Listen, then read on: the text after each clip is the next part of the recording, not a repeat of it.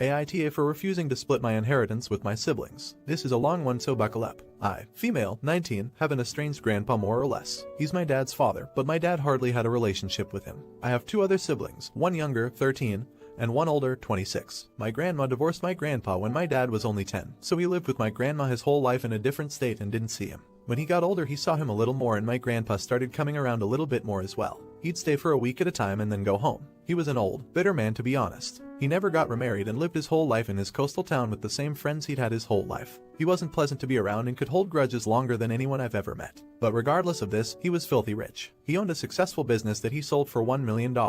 He retired after selling, but his house sits on an island as well as the biggest piece of land on the island, so it sold for well over $3 million.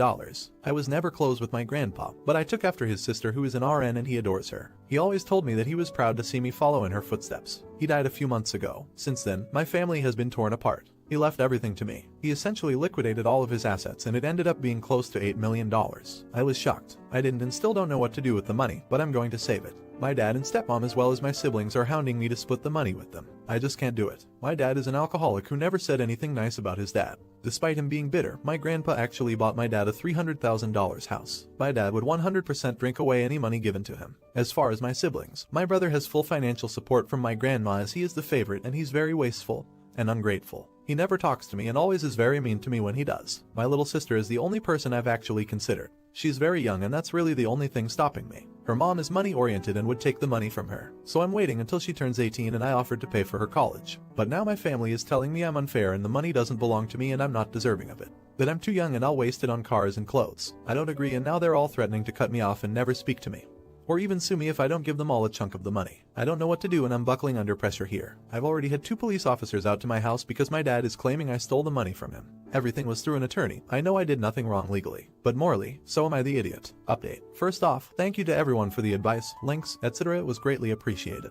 It's been almost a month since my post, so I figured I'd try to update and clarify a few things. My family and I have tried reaching out to my father to get him help. He's declined. Giving him money or even bribing him with money to get help wouldn't work like some of you suggested. It's already been tested literally not even 3 months ago. My brother is fully supported by my grandparents despite being almost 30, and they have never done anything close to that for me. Therefore, I didn't feel it was necessary to give my brother anything, as he had a very bad relationship with my grandpa and only came around when he died. My mother wasn't included in the story because I didn't think it was necessary. She has worked 3 jobs her whole life to support my brother and I because my dad was negligent and threatened her, so she never got child support. She's always supported us and provided for us, even though my dad has always made double the amount she has. I didn't ask for his money. I didn't have any previous knowledge. I was even in the will. I was upset when he passed because we had always been a bit closer than him and the rest of my siblings, family. My grandfather bought my dad a very nice house. He didn't have to, but he did. My dad never said thank you. He doesn't keep it clean and doesn't take care of it. Simply, he doesn't deserve the money after everything that's even done for him. With all of that being said, here's what I've chosen to do. I set up an account for my little sister with enough money for a 4-6-year degree, a car, and a down payment on a house. I donated a sum of it to charities, bought myself a new car, and put the rest of it away into CDs that I can't touch for another 4 years unless I pay fees to withdraw the money. I plan to renew these accounts every few years or until I absolutely need it. Again, thank you to everyone. I was scared, lost, and overwhelmed. I couldn't have done this without all the support and advice I was given. You're the idiot. So your mom suffered abuse from your dad and raised you and your siblings by herself, working 3 jobs. Is there a reason you don't want to help her? You didn't mention her being a bad person, so I would help her out in your shoes. If you don't want her to give in to pressure from family, I would just pay for a place for her to live directly so she doesn't have to worry about housing. Not the idiot. Good for you. Hopefully your sister grows up and has a good head on her shoulders. The best thing to do is to not tell anyone about your money that you don't need to know. Also, make sure you have a retirement account. Talk to an investor. It is much better to have a retirement account that works for you than to put money into CDs. AITA for not wanting to do more chores even though my boyfriend works more hours. My boyfriend, male, 24, and I, female, 24, are both students. We live together. My boyfriend is very intelligent, but he is just not an effective learner. He is a mad perfectionist. He'll review every single lecture, read every single article, and so on. He also reads everything word for word as if he had never heard of effective reading techniques. So he usually spends every day studying from 9 AM to 5 or 6 PM. I, on the other hand, like being effective and I get my stuff done a lot quicker. Now the problem is that recently my boyfriend has started to expect me to do more chores because I have more time off. We used to split chores 50/50 apart from cooking, which I do every night since he has never learned how to cook. He started making remarks that I should pick up some of his chores because I'm reading a book while he's still reviewing a lecture. The way I see it is we both have the same workload, I just handle it more effectively and already cook on top of doing my 50%. I shouldn't be punished for studying effectively. If it were occasionally when he has an assignment due I wouldn't mind, but I don't want this to be the new normal. Am I keeping score too high? Am I being unsupportive? I don't know anymore. Please Reddit tell me, am I the idiot for not wanting to do additional chores? Update. After I made my last post I realized how frustrated I actually was. So I sat down with my boyfriend and we had a serious talk. I told him that I want to go back to the old split. He wasn't happy, but I told him it's not up for discussion and if he doesn't like it he can hire a maid. He couldn't afford this. I went okayish for about 2 weeks, though I had to nag him constantly. But then 3 weeks ago my professor offered to extend my duties with him. I wouldn't only be his academic assistant anymore, but I could work in a more practical field with him too. I was thrilled and obviously accepted. I told my boyfriend that since I'll be working even more now and he doesn't work at all, I would want a real 50/50 split. This means I would have wanted him to cook and grocery shop too. He cracked the shits and told me he's already upped his game over the last few weeks and doesn't need to do more. This made me think, and I came to the conclusion that I didn't want to be with him anymore. Once I had formed the thought in my head, it was all clear to me and I didn't really have to think about it for long. I told him 2 weeks ago. I told him that my decision was final and there was no room for negotiation. He wasn't happy and promised he'd do better if I gave him another chance. I didn't and moved out. I'm living with a friend for now. I feel relieved and happy. You're the idiot. It's clear that he has a larger workload and that you just don't feel like doing what you're supposed to do. I'm glad you guys broke up and he's away from your BS. Not the idiot. I remember your post. As your now ex reminded me of my ex lol. In my country most first relationships end because young men don't pull their weight versus housework. Apparently they tend to learn from that. And in my experience after that first relationship most women hesitate to choose a second partner who's never lived with a GF before. We prefer them house trained, haha. Would you have dumped your boyfriend for this? Let me know in the comments. Now, AITA for moving out of my house because I've had enough.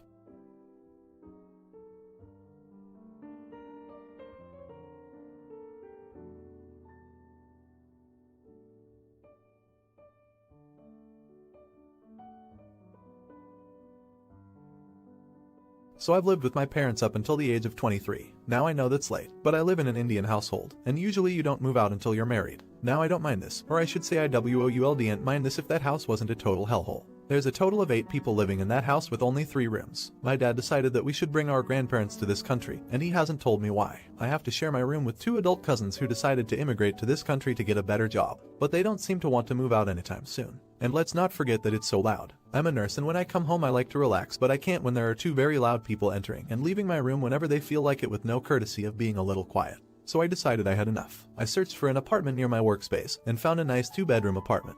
I told my parents I'm moving out and they flipped. My dad started yelling at me that I'm not married yet and it would be rude for me to move out before I'm married. My mom started crying, telling me how I could just leave her like that. I tried to ignore them, but they kept trying to stop me. So I told them that I just can't live in a place where I don't get any respect. I've been living in my apartment for just a little over a week.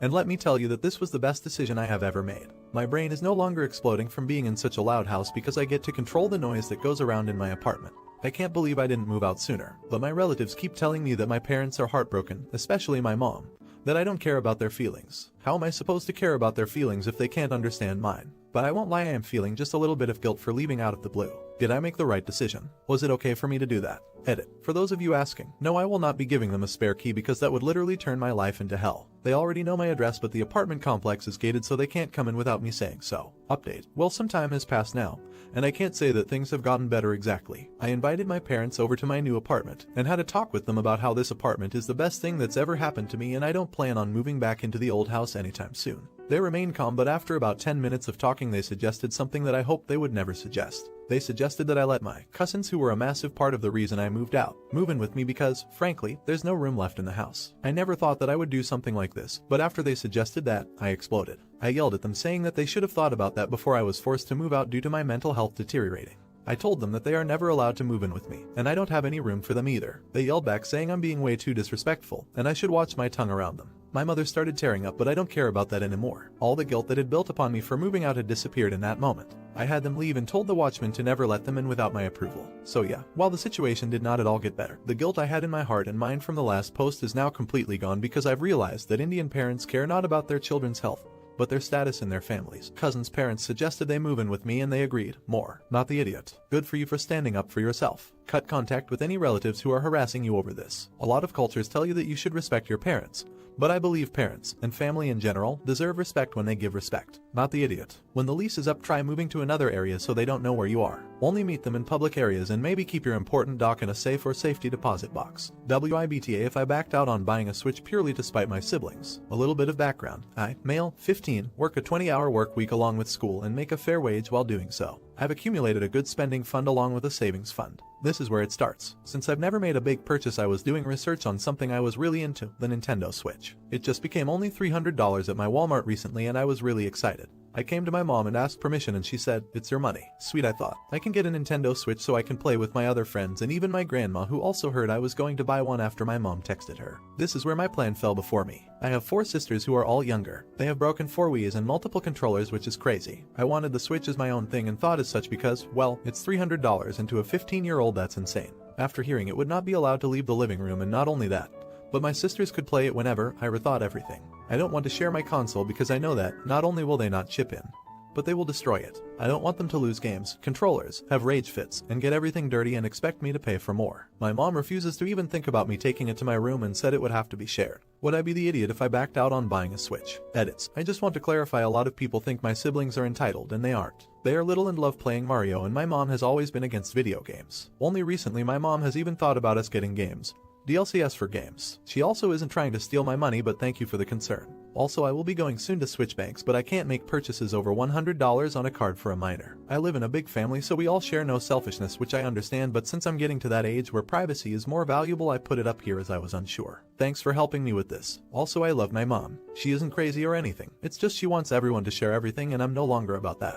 Update. So I took a lot of your suggestions and I went to have a good conversation with my mom about the Switch. I explained how fragile it was, how much the controllers were, and how much repairing it would take. I offered that they could play, but that it could be in my room sometimes and my siblings would have to buy their own controllers to play. She said she didn't realize how fragile it was and that it was literally 10 inches of glass. She doesn't seem to notice I have it in my room, so that's good lol. She does prefer me to share it, but she is happy to see that I enjoy my new purchase, and since I was feeling happy, I bought budget-friendly, pro controllers for friends and family to play with. We love playing Ultimate Chicken Horse and my favorite is Smash Ultimate. Thanks for helping me get through this and get the best outcome. I really needed it. Also, if you recommend any Switch games, if you love to hear. I only have Smash, Ultimate Chicken Horse, and Mario Kart, so fire some at me. Not the idiot. Everybody, this is an excellent example of what a simple conversation and honest communication can accomplish. Don't go to your bestie and complain, or your mother, or your brother. Get your house in order. Don't worry about pointing blame. Think your poop through and communicate. My own motto is, say to the person what I'd say to my closest confidant.